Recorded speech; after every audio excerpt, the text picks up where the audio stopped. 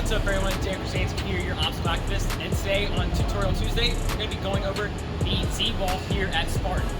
Now on the Z-Wall you have two holds. You have your hand holds and your foot holds. You're going to go all the way down, around the sharp turn here, and get to the end to hit that bell without falling off. Okay, so when you approach the obstacle, the first thing you're going to want to do is determine what side you want to go on. It is two-sided, so determine what is your dominant side, if you like to lead with your right or your left, and go from there.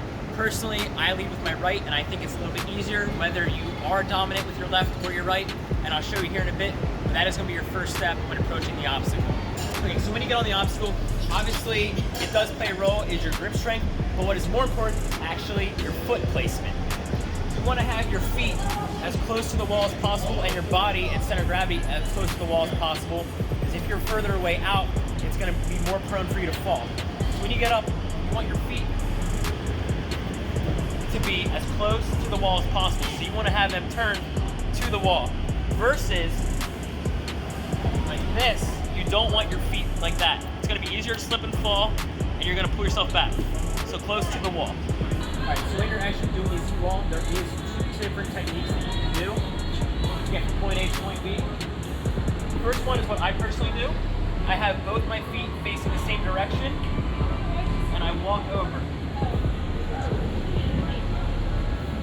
So what I'm doing is just stepping over each foot.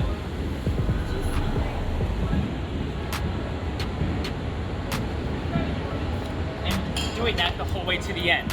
I'm walking over my feet, and what that is allowing me to do is that keeps me very close to the wall. It's a little bit faster, and I always have 3 points of contact. So no matter what, I always have both feet on the wall, or have two hands and one foot on the wall. So no matter what, I have 3 points of contact, and it's going to make me less likely to fall. Versus the next technique I'm going to show you, it still is very doable, but it's a little bit harder. It requires a little bit more grip strength, and I think it's a little bit slower as well. For the second technique, a little bit different. Instead of my feet being one in line together, I'm gonna point them in opposite directions. Again, still keeping them close to the wall, but instead of walking over my feet, I'm gonna hop. It's gonna look a little something like this.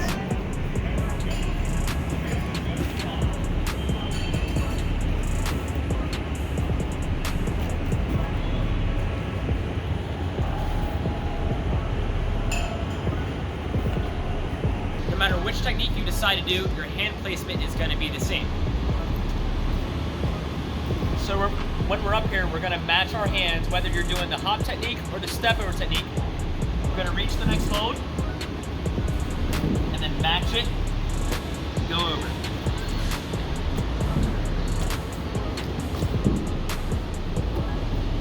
You can do that all the way down. You're going to match and keep going no matter which technique you decide to do. So no matter which way you go, whether left or right, the hardest part of this obstacle is probably going to be the blind turn. If you lead with your right hand, it's going to be the first turn. If you lead with your left hand, it's going to be your second turn. But this is probably the hardest part, and what people struggle with the most is because you can't see your hand hold and foot hold on the other side. The best way to conquer this is to just reach, so you grab it, get your hand there foot first, then put your foot down.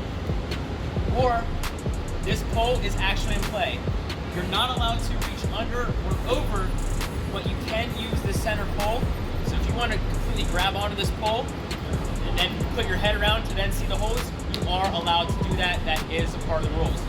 Again, you can't touch the top or the middle, but you can use this pole. Use that for support until you're on the holes, and keep going all the way down. That is the best way to conquer that blind hold, is to use the center pole to get your head around and pretty much keep going from there.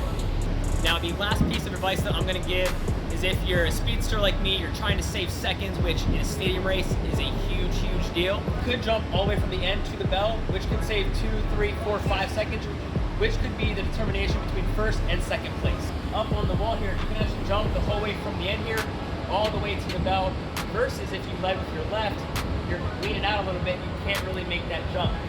You can get here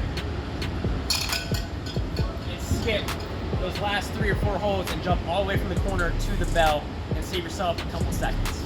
And now the reason why I say no matter whether you're dominant with your left or your right hand, I do think it's easier to lead with your right because that blind turn here is first, and then you have actually the easy turn. You can lean into this whole wall here to make this turn just a little bit easier. And when you have that second, you're not as taxed. Versus if you're on the left side, you have the blind turn as your second turn. Your grip's gonna be a little more taxed, your legs are gonna be a little bit more wobbly, and you're more likely to fail. So I do think no matter which way you're dominant, whether left or right, the right is easier because that blind turn is first when you have more grip strength left in the obstacle. All right, so now we're gonna put it all together. We're gonna make sure our body is centered to the wall and as close as possible so we're not falling back. We're gonna match our holds and we're gonna keep our foot up against the wall, put it all together and get from point A to point B and ring that bell.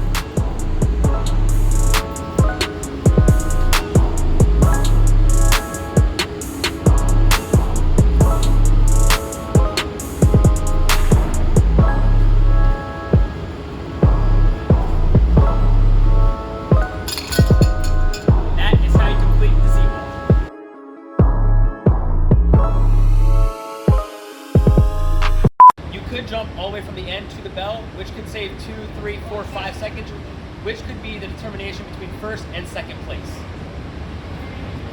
So when you get to here on the blind wall, you pretty much jump all the way to the bell and miss it.